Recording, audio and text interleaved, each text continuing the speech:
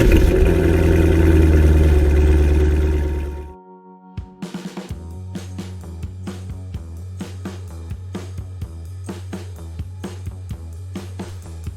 listening to the Cars of Carlisle Network, podcast episode number 100, Miles and Milestones.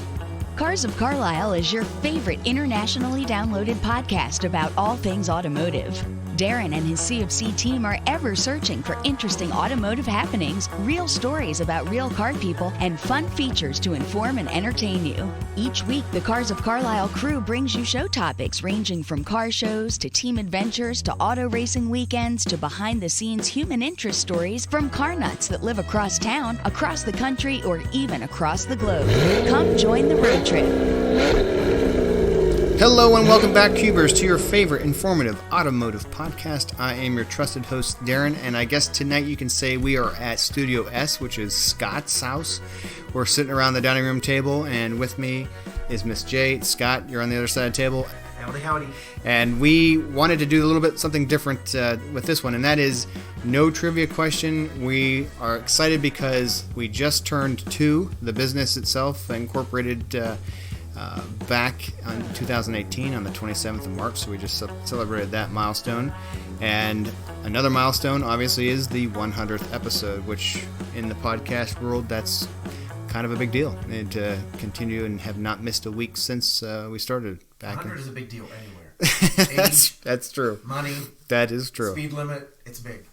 So, wanted to say a special thanks to our preferred automotive corporate sponsor, and that is Porsche Mechanicsburg. And Porsche Mechanicsburg is here in the Carlisle area. They are part of the Faulkner Automotive Group, which has been serving Pennsylvania customers since 1932. And we do very much appreciate their support. They are in a temporary facility right now at 6625 Carlisle Pike in Mechanicsburg. And then, in fact, just to the right of that, they're building a fantastic state-of-the-art world-class dealership facility that should be open here probably in the early part of the summer. Obviously, with everything going on in the world, it's had an impact on dealerships and the car business, but they're still making progress on that, and we're really excited to help promote that soft launch and that launch once they do that. Which leads me to May 8th, which is going to be the Taycan, the Porsche Taycan launch, and I had an opportunity to drive that all-electric Porsche, the very first all-electric Porsche. It is essentially a 4-door 2+2 Porsche 911. Incredible. It is the quickest car I've ever driven. And you know, Scott, I talked a lot about that experience, how amazing it was. So, and the loud sound of the engine. But it's so much fun. So if you are in the market for a new or used Porsche, be sure to check out Porsche Mechanicsburg. They are looking forward to talking with you, and they will take excellent care of you with their world-class sales team. We are here, like I said, in Studio S at Scott's dining room, and wanted to get together. We're definitely missing Lou and Sam. We had been talking about 3-4 weeks back, if you guys recall, that we wanted to all come together, do another roundtable, bring together the team of Cars of Carlisle to make this happen for the 100th episode. Obviously, with the social distancing and everyone somewhat quarantining and staying home, that wasn't going to be possible for the rest of our staff members to all come under the same roof. But I want to say welcome to Miss J. Thank you for being here. Oh, you're very welcome. And Scott, of course, thanks for hosting us tonight. Absolutely. And Miss J, you may recognize the voice. She graciously reads each week and helps with the editing of the script that I try to write and have done by Thursday of the opener each week. So thanks to her for her voice talent. Hey, you're welcome. Congratulations on episode 100 and 2 years strong with the Cars of Carlisle podcast. Well, thank you. We're proud of that, and it absolutely is part of everyone's hard work and effort, and a lot goes into that. So I'm proud to be part of this team for that. And Scott, too, we had talked about doing a couple things, with you and Lou and Sam doing that roundtable. Then we talked about maybe for top 100 trivia questions, or we have a game show type format, or perhaps because this is the 100th episode, maybe I started doing research on 100 most innovative or impacting engineering feats around the automotive industry and what have you. Like, we'll put Sam and Lou on that one. Well, that would be excellent at that. Like from everything from airbags and performance and safety. Oh, sorry. So just to let you know, on the whiteboards, we were really brainstorming over a lot of different ideas to make this 100th episode special and memorable. And what we ended up coming up putting together some questions, sort of ask Scott and I just about what it takes. And we speak on behalf of Lou and Sam, and those guys put so much effort into their Intracast episodes. So just so everybody knows, we're flying a little blind here, so be patient as we perhaps and ah through our answers, but we're going to try and keep this as extemporaneous as possible. Right. Well, I just want to ask a few questions, ones that I think your listeners would want to know. Sure. So here's the first one. So what was the aha moment for you for this podcast, or for the idea of a podcast at all? You can easily say it was early March of 2018, and I ran into a friend I hadn't seen for a while in a parking lot, and we were clearing off our cars, getting the snow off, and learned that they were doing a podcast all around Amazon selling and what have you, and they had said, I have an idea, being that we're in Carlisle, there should be a podcast having to do with the automotive industry and what have you.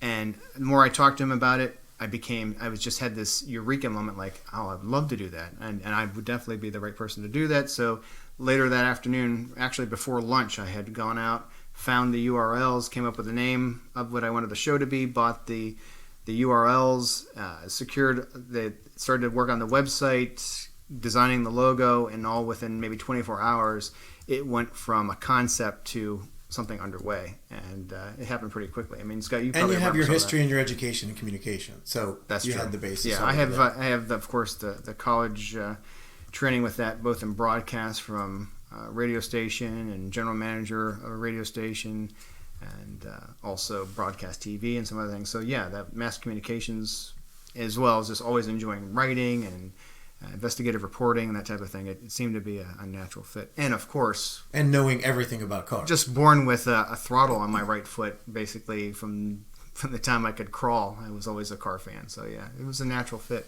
Great. So I see for you it actually was an aha moment. What about... why did you actually leap into it, though? What made you actually take that plunge right into creating your own podcast? Well, for me, I've always wanted to be my own business owner, if you will, and start my own business. And my hope and my ambition still is to make this my full-time. I mean, I work a full-time career in addition to this. And for me to be an entrepreneur and to actually develop something from scratch and bring it to the forefront and continue to grow it and expand it, that's always been a passion of mine. I've wanted to be a business owner. So I felt that this was a natural progression of that. But most importantly, it's not just to make money, because obviously it really doesn't at this point. But it is a passion, and it is a labor of love. And I have amazing people like, Lou, Sam, the two of you, and others who have been so supportive. Honestly, all things are team related, and I'm a big believer that each and every one of us in our life can look back, and each of our successes are not single-handedly won, but have to all be based on those around us, and I'm no exception to that. Your listeners, they might be interested to know the time and commitment involved, because Darren, as you mentioned, you do this in addition to your full-time job and your full-time life. And Scott, you do an amazing job behind the scenes and on the front lines, even though you work full-time as well. So fellas, what goes into making this magic happen for the Cars of Carlisle podcasts? Well, Scott, do you want to start on the editing, or do you want me to kind of give like all the things that lead up to that? You kind of give all yours, because mine's just after everything is there and just dumped on my lap, and I just kind of fix it all. And that is a really good verb. That's an operative word, dumped, because that's what I tend to do. But at any given point, I have about 5 whiteboards in a converted bedroom in my house that I've turned into Studio A that you heard referred to. And in that, I will have show ideas and concepts and contacts and people I'm in the process of reaching out to. And I almost do a agile methodology, like a sprint board, where I move things from left to right. Like, this needs to happen. This is in place. This is going to be happening. This needs to be wrapped up. Keep a calendar of everything, all projected out. Know what episode is falling on what particular day, and have that for about a 4 to 6 week plan. And things can change, obviously, as we're going through right now with the COVID-19 and everything else. Obviously can't make a lot of these trips to go firsthand to places. Businesses like museums and other locations are closed for business. Trying to do as much as we can by Skype or over the phone, but we're having to respond. And by no means Is it a hardship? Obviously, everyone is working at a reduced rate, or everyone's impacted or knows someone impacted by what's happening in our economy right now. So I'm blessed, but at the same time, what goes into that is there in a given week, I would say between Scott and myself and Lou and Sam and everybody, there's probably 30 to 45 hours additional work person hours or resource hours. And you have a lot of that. I mean, really, because you're setting things up with people, you're following through with them, and I've mentioned this to you many times, and I think it is noted with most of the people that you interview, and they appreciate it, is your professionalism from start to finish. Because you follow up with them, you check in with them, your interview is always professional, and you just go through everything that you need to with it. Your follow-ups afterwards, you're letting them know when their episode is going to air and checking in with them, and it's a lot more work than what most people would put into it anyway. Yeah, So I appreciate that. And it shows a good product at the end. It's professional. And I appreciate that too. And because I've wanted to make this a scalable business, I've done everything as if it was a company of 50 people or 100 people or what have you. From the incorporation with the LLC to ensuring that all the way we manage our files and back up the hard drive, and we keep files off-site in different locations, and we're doing things as if we are a company 10, 15, 20 times the size we are, putting practices into place, methodologies into place, so that as we grow, we can scale and grow accordingly. We, of course, have an amazing addition with Sam and Lou. Couldn't ask for better folks to be part of this team. And with that, we're always trying to look at the big picture. So I appreciate that, Scott. To give you an idea of what goes into a week, there may be anywhere from 5 to 7 to 8 hours of cold calling or reaching out or working with fans or previous guests or show members to get leads, to reach out and try to get people on the calendar so we can travel to them. It is nothing for us on a weeknight to drive hour and a half, 2 hours to a location to meet, to do an hour and a half interview, which boils down to usually a 30 to 45 minute episode, and then drive the 2 hours back to work a full day the next day. I've traveled on Saturdays and Sundays in order to meet or go to a car show or an event or museum or whatever it might be. So there's all of that mileage and road time out on the road doing the miles, if you will. Then there is the business itself. I just renewed all the domain names and the purchasing of everything from the licensing for the music you hear at the opener, having whenever we make updates to the logo or business partnership or strategic alliances with other groups. There's just a lot of having to do just the managing of the business side of things. I mean, Scott, we found out from some privacy laws and copyright laws, we had to do some things to our website, and we worked late one night to make all that happen. So we're trying to stay as current with everything from a compliance level. So there's the managing of the business. And then in addition to that, there's a lot of work with just planning out where we want to grow, how we want to move everything and make this a much more valuable and interesting podcast for you. Everything we do is truly out of passion, and to make this something that you really all enjoy listening to and downloading Tuesday night, Wednesday morning, if you're at the gym, you're on a commute, whatever you might be doing, that this is, and I say it a lot, and I mean it authentically, that this is your podcast, and we're the team behind the scenes trying our very best to make it fun and fresh each and every week. Well, and it's important to you, too, to follow through with all the obligations with your marketing, your promotions, your sponsorships, making all of that as right as possible, and then some. That's right. So exactly. It's a lot. And I want to not take anything away. Let's say that by Wednesday or Thursday, as you hear the opener, and it's also part of the script that comes in the email that everyone receives, as well as out on iTunes and Podbean and Stitcher, where else you download your podcast, that 3-paragraph or 4-paragraph, to Miss J's chagrin, sometimes is longer than it needs to be, but it's longer than it needs to be to a lot of people, but okay. Writing the script might only take 15 or 20 minutes, but then Miss J, you know very well, you put probably twice that amount of time into helping condense my You should just let her write it to start with. No, me being also verbose and because I'd be like, "Hi, here's episode 12. Enjoy." Any questions? I didn't think so. You'll figure out who it is from their voice. There, go. This one's about cars. Yeah. This one might be about cars this week, too. And next week's about cars. Go. Can't go wrong. So right there you have probably an hour plus. And then, Scott, there's no doubt that you have a huge heavy load, I think. Scott, tell us about what happens behind the scenes. Like, with the editing, you do such great work. I like doing that though. Like it's fun, and I can do fun stuff with it. But no, it's everything comes in just different files, whether it's from Sam and Lou or Darren or from you with everything. Just kind of plop it together, make it sound good. That's a very technical term. It is. You the vernacular. Understand. It's PLOP and it stands for something very important. Plop. I'm not going to go into it because it's too technical. It's an editing term, and I can't. It would be way above you. So take my word for it. I don't want to bore you with the just details. Plop it in. No, but I enjoy it. It's a good time, and you can do other stuff with it. Once it's edited, you listen to it, make sure it sounds okay. And, then hope that there's nothing too bad about it. But it's good. I like it. Cool. Well, I appreciate everything everybody at this... It's fun. ...on this team does. It's a fun plop. It's a fun plop. Plop, plop, plop. All right, guys. So, Darren, let's talk timing. Okay. Do you wish you'd acted earlier or waited, or you feel like it was a great time in your mind to put together a podcast and do this show? Well, I think that the whole running into the old friend and all that... I feel that divine intervention on most everything in my life. I feel very, very blessed, and God and universe have taken care of me all along. I'm going to say that it was just right. Just right. I think so. Had it been any earlier, there was a lot of things going on in my life that I probably couldn't have given it the time and attention to.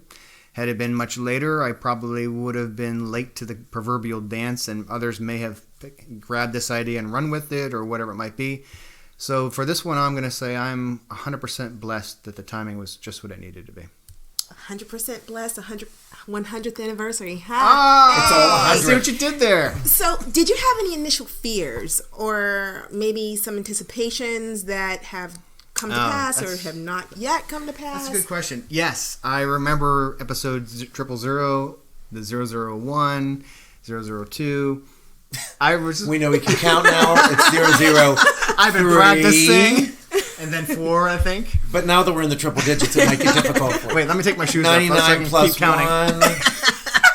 1. 99 plus 2. Okay, so we got it. You can get to 3. So, for me, I think those first 5 episodes, we were watching the Podbean statistics and what have you, and it was just like, wow, a couple people actually listened to this. Look at 5 people actually downloaded this. Wow, like... It just seemed like I'm going to do this and put it out there, and it was sort of that field of dreams. If we build it, will they come? And for a while there, it was sort of, So, those first several episodes, just happy that anyone downloaded and listened to it. But 000 and 001. What comes next? I think that's 3 maybe. Those, okay.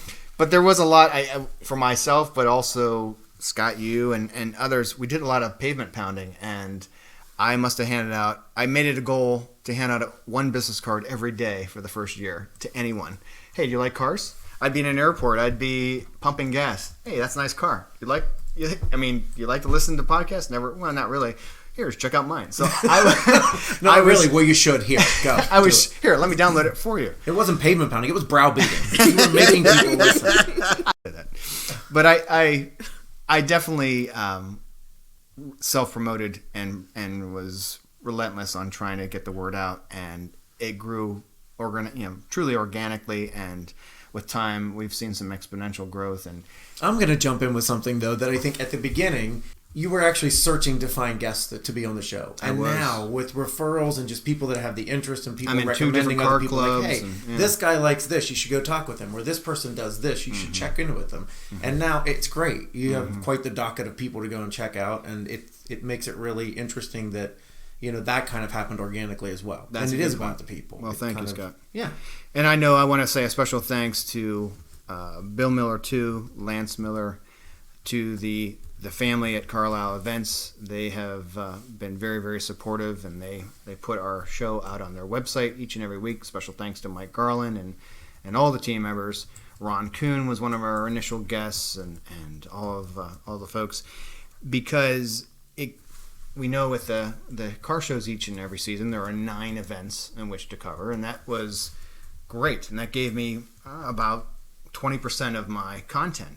But I had to come up with, what am I going to do the other 43 weeks of the year, and that first 6 months, to your point, was quite the scramble. I can honestly say I had to hustle to find content, and it's some weeks it's tough, especially in the winter months. Very, very difficult. It's a challenge right now with the coronavirus and everyone being pretty much sequestered to their homes and quarantined. But the car hobby is so strong. Everyone in it, everyone that's listening, we are so, we're in we have a great hobby, and everyone is so passionate about it. And I have made, and I'm sure we'll get to this in Miss J's questioning, but my goodness, over these 2 years, I can't count the number of friends I've made. It's well, just amazing. like you mentioned at the beginning, like John and Andrea and Alexis, the people that you met at the Corvette show. And I think it's interesting because I didn't think at the beginning of all this that it would jump and launch into other things such as, like with the AACA Museum and the America on Wheels and the renovation from Alex and Al and things like that. I thought it was all just going to be about Porsche Mechanicsburg and these other opportunities. Yeah. Well, we just talked just the other day on the phone about merchandising, how we've got that slot on our website, and we're going to try and launching here around June. We're going to start trying to do a merchandise angle. If you want to purchase Cars of Carlisle hats, sweatshirts, t-shirts. Darren, it's clear to us that you really enjoy the car community, all the amazing guests you get to meet. So let me ask you this. Mm-hmm. Was there ever an interview situation, good, bad, or otherwise, that turned out to be quite different than you expected going into it? I can't think of anything that went awry or that was negative. Not at all. In fact, I'm really happy to say that there were times that I would do an interview, or Scott, you would go, and we would think this is just going to be a standard interview, and something amazing pops out of it. First one that comes to my mind is Sam Farringer and Lou Giannakopoulos. I had talked with someone in business, and they said, wow, you seem to know a lot about cars. You should talk to a coworker of mine. His name's Lou. We emailed within a day. Within a matter of that same week, I went and met with both Lou and Sam. Just hit it off. Just talked to them about their cars and the Buick and the Nova, and before you know it, we should do something. And of course, these are guys in their 20s, so I kind of coined the phrase, these are muscle car millennials, and they were talking about they were interested in podcasting. I said, let's maybe combine forces, and who would have known that an interview of somebody I had met through email would turn into, they're now an integral part of this staff, of this team. That was an amazing side benefit. Scott, you might want to talk about our trip up to Drum, PA. I mean, with the drifting, with where Joseph, we go and we end up just hopping in the car and drifting. The other one was the SCAA when we went down and it was raining. Oh, at the Harrisburg. At the Farm Show Complex. Yeah, it was raining, but we went through the course there. I thought I was going to die. And then I was so happy to do it. I wanted to do it again. We borrowed helmets and we got out there on the track. It was so much fun. Yeah. That's something that I can say to you listeners. I can't say enough. That's indicative of those of us that love the hobby. How many times have we been to a drifting event, autocross, when we were, of course, on our Rally North America? Oh, yeah. And just all the friends we made along the way, Tony and Trary and such. And all the experiences with that, with the New England Dragway, and with the Watkins Glen. Mm-hmm. And we went to Idaho and drag raced a car that kind of wasn't ours. But yeah, that's all fun stuff. Right. So that to me is, there are times when we go to an event and someone will say, would you like to get in the car with us? You mean on the race course now? Yeah. You want to grab sound or take video? We can? Yeah, sure. And then you go up and they talk to a friend. They grab an extra helmet out of the back of their van or out of their truck, and they're like, here you go. Will this fit? Yeah. Okay. Jump in. Climb over the roll cage. Buckle up the 5-point Simpson harness. Off you go. Why does that work with me and I climb in? But anybody I said, you want to get in my car? And they're like, creep, and walk away. Actually, Scott doesn't climb in the car. He plops into the car. I plop. It's a technical term. Actually, I think you did plop in the car. You were so scared, and they had to clean it up. I plopped after I got Right. You plopped your pants. That's coming out. Maybe. But no, does that address your question? It does. Okay. Well, I know we all love all of the Cars of Carlisle guests. They make all of this possible. How about this? Let's play a little game. All right. I'm going to ask you a couple questions, and you should answer them as quickly as possible. Oh, boy. Lightning round. Without thinking. Just all right. Whatever comes to mind. You got it. Okay. Are you ready? Let's do it. All right. Name a couple of your most memorable guests. Most memorable guests. I think Joseph Hawkins, the drifting at Evergreen Raceway Park would be one. Bill Anderson, just about all of his experiences. Bill Sangri, I mean, he continues to be such a fan of our show, and so glad to be part of all that with him. Everyone that I talked about Sam Alou, Stu Cook, Jerry Kiefer, Noel Dumas. I mean, there's just Tony Jackson, dirt track racer, Josh Mazerol. We met him in Keene, New Hampshire. That's right. We were in the Corvette. We were on the Rally North America. We pull into this diagonal parking spot in the main street of this quaint little New England town. And he wanted to know what everything was about because all the cars exactly. were all decaled and he had up this completely cool pickup truck. Started to talk, exchanged business cards, and the next thing you know, we had him on the show virtually. So it's that kind of thing where I almost hate to pick favorites or most memorable because I know that sounds sort of diplomatic, but every person has meant something to me. No Everyone is a friend. I love all parts of this show and everyone who's helped make this what it is. And that's certainly something we can hear every week when you interview with them. You really, really love what you do, and it's so great. Yeah, I really can't even say favorites because they're all family now. And again, to jump in one more time with the not just about a car engine, but you said about like Nicole Dumas and like Lisa Langley and like people that do artwork. Who was the one with the light? Jerry Kiefer. Yeah, like this is stuff that it's in other areas of life that aren't just a motor in a car, but it's automotive related. That's an excellent point. So like America on Wheels. Yeah, with Linda is unbelievable. Yeah, I mean the fact that she, whenever we want to stop in, and that we can, you were there with us, Sam Alou, we did a round table. Well, we never would have known about the Rosie brothers, Al and Alex, because of her with the restoration with across RB Collection across the street. Great. Yeah, and I think that truly is one of the absolute favorite things about my business is the people I work with, as well as the people we've met, and I really do. Everyone has become an instant friend, and when I send them their emails and I do the follow-up, I sincerely mean it to them. Thank you for being a part of the Cars of Carlisle family, and I see it as a collective group of people that all love what we do, love our cars. But I've said this probably far too much and ad nauseum in effect, but to me, you are an ad nauseum. Hey, I'm sorry. Watch your mouth. I think you have to take some kind of vitamin or pill for that nauseum.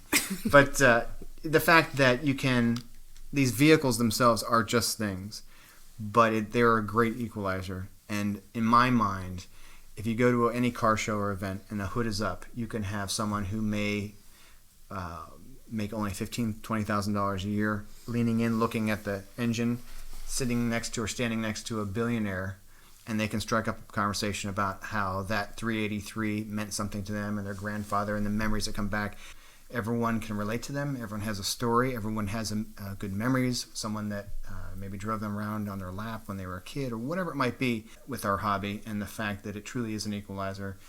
And we just are all that one family together because of it. And it really is a car community. It's so neat going to the America on Wheels Museum and just being there for something, for the interview and to tour the museum and then to go into the gift shop and to see Jerry Kiefer, one of your guests, the artwork displayed there. So great. It really is a community. Yeah.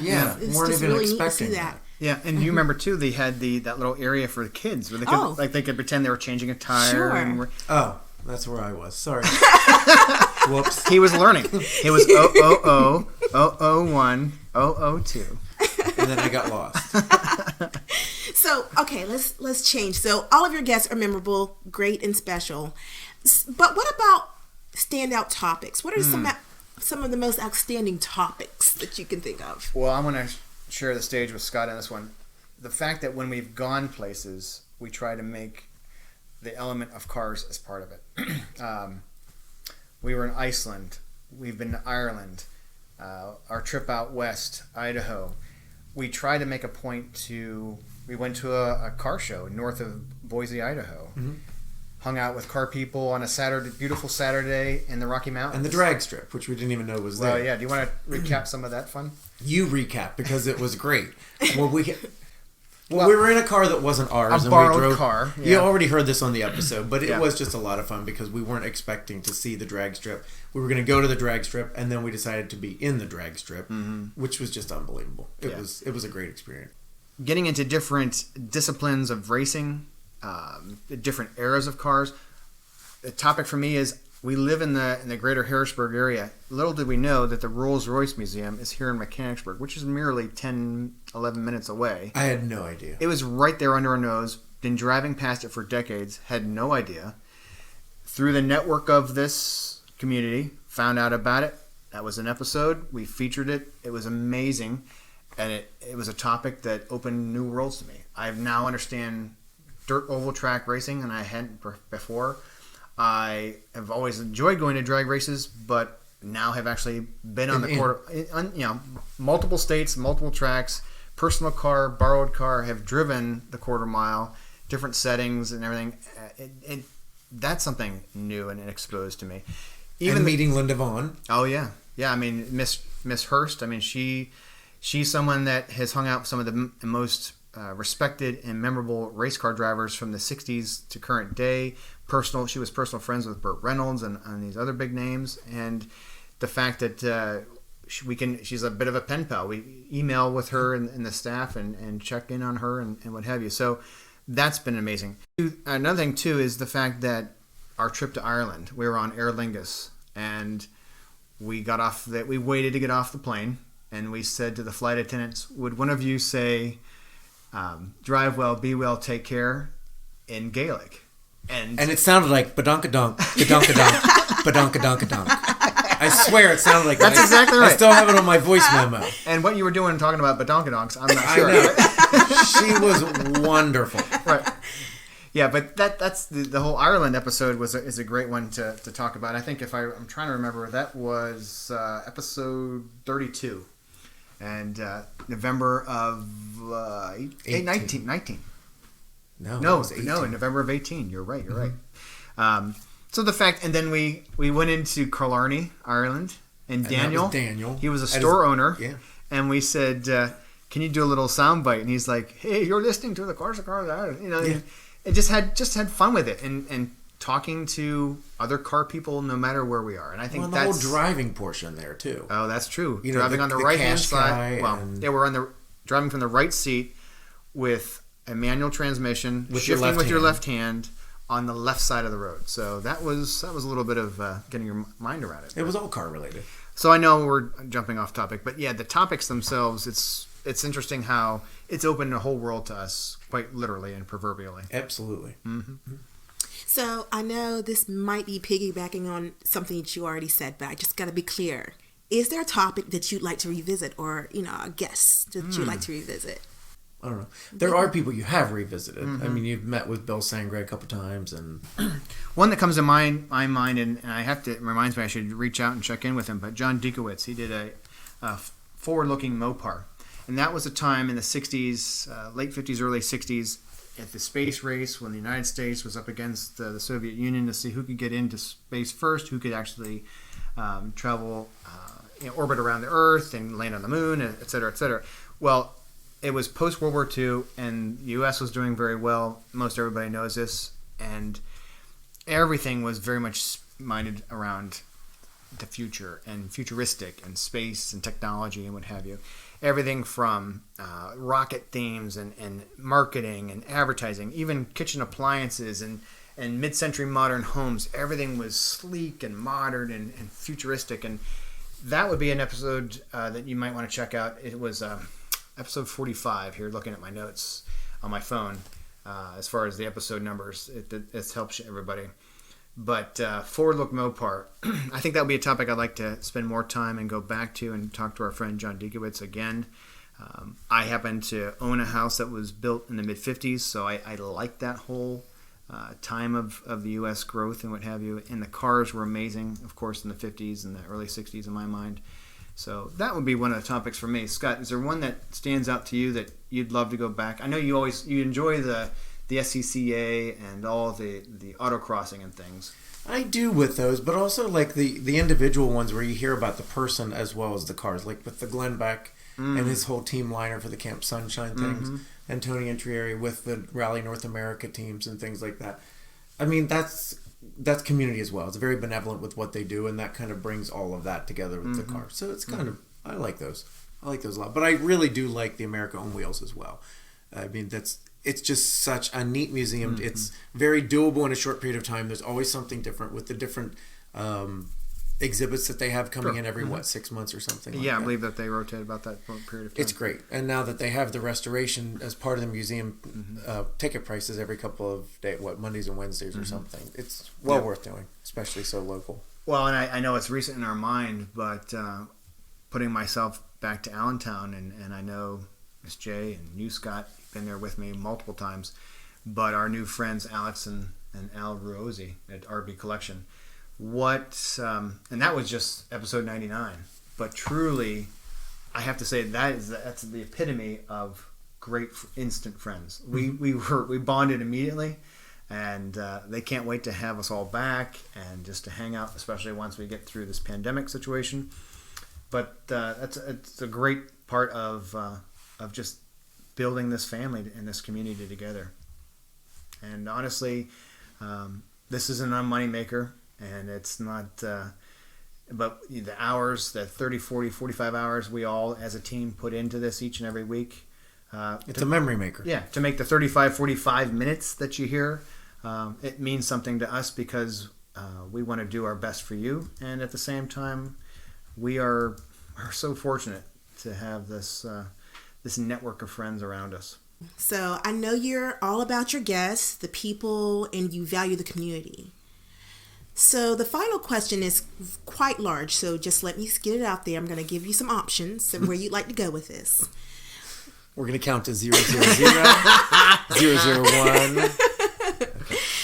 What are a couple of things that you would like the listeners to know about you? Maybe you want to speak to the experiences in your life that led to your automotive interest, or maybe you'd like to touch on your podcast success because of your due diligence and your accountability and how you conduct your business. Whatever you'd like to speak of. But the question is, what are a couple of things that you would like listeners to know about you? Okay. Their trusted host. Okay. Well, I would say that, Scott, you actually did the interview for that one. It was episode 42. Thank goodness I have my iPhone here with all the... Yeah, tell me what it is, because I I don't have my remember. iPhone looking at iTunes right now for the podcast. That was the one with the Reichert family heritage. Oh, yeah. As Miss J was saying, I was scrolling to find that number so everybody could refer back to it. That episode does a lot about how my parents talk about, this is not just something he kind of got into later in life. My first word, my mom swears by this, was Jeep.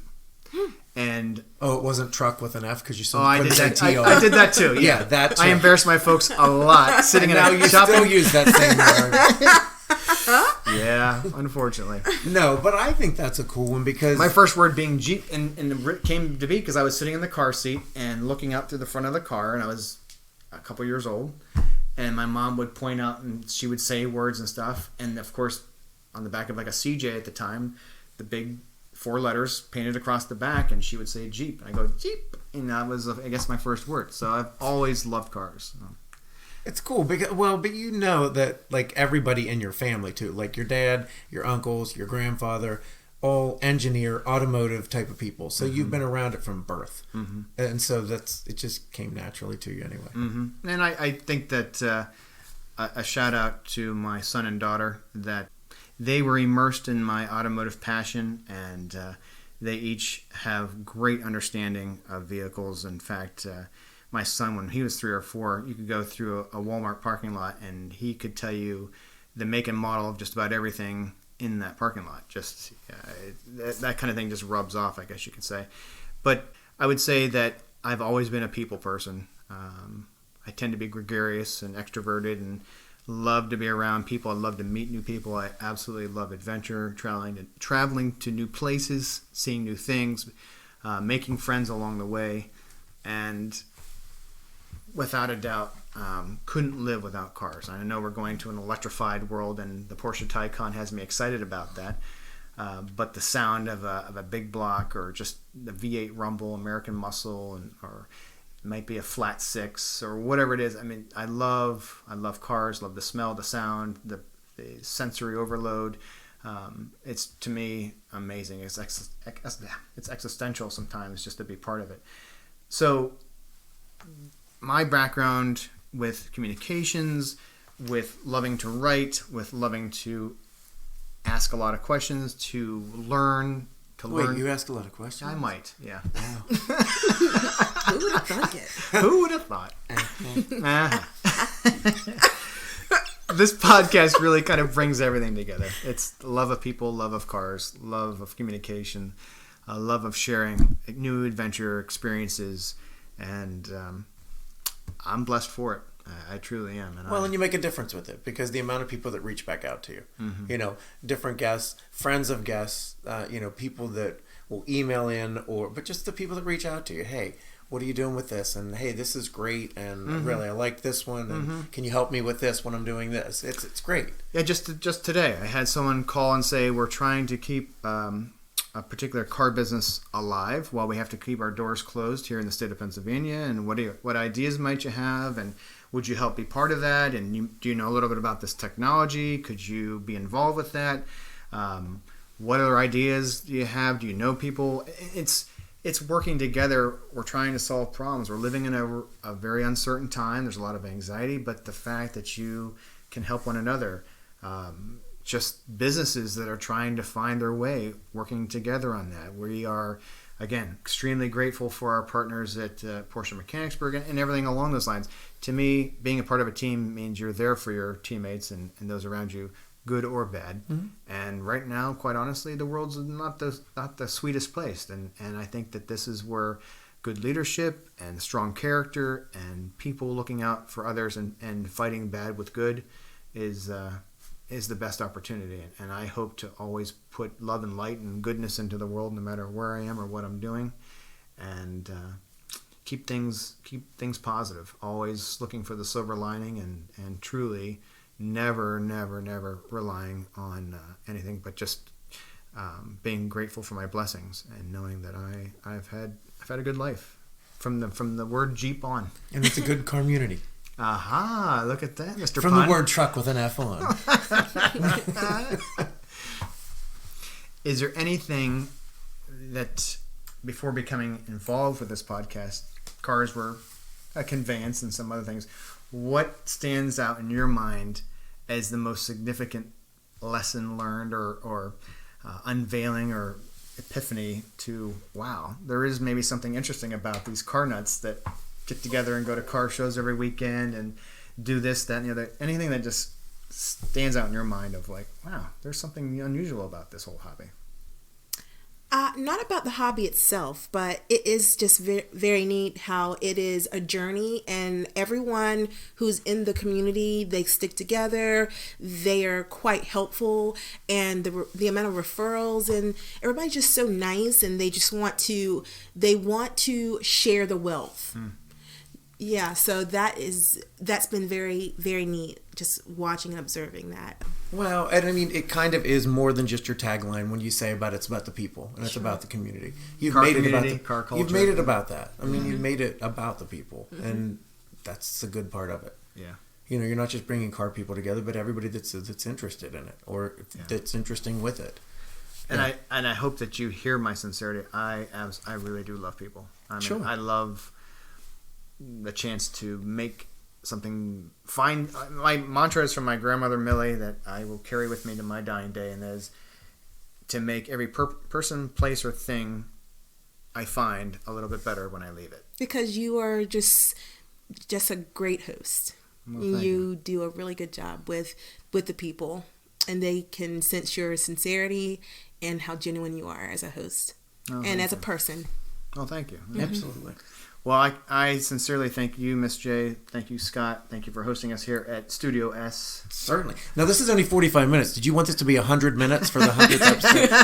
Everybody go grab a coffee or a beer or whatever you want to get you through the next 55 will now talk minutes. Very slowly.